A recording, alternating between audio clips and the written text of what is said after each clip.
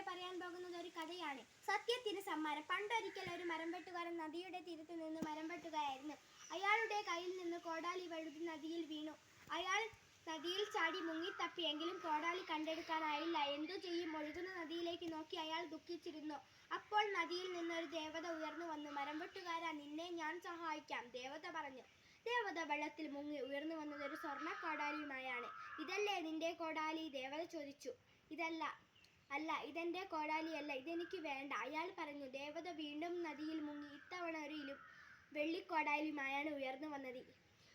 ഇത് നിന്റെ കോടാലി തന്നെ, എടുത്തോളൂ. ഇതെന്റെ കോടാലിയല്ല, മരംവെട്ടുകാരൻ പറഞ്ഞു. മൂന്നാമത് ദേവത വെള്ളത്തിൽ നിന്ന് ഇരുമ്പ് കോടാലി തന്നെ എടുത്തു കൊണ്ടുവന്നു വന്നു. ഇതാണെന്റെ കോടാലി, മരംവെട്ടുകാരൻ സന്തോഷത്തെ കൂടി പറഞ്ഞു. ദേവതയ്ക്ക് സന്തോഷമായി. ഈ 3 കോടാലികളും നിനക്കുള്ളതാണ്.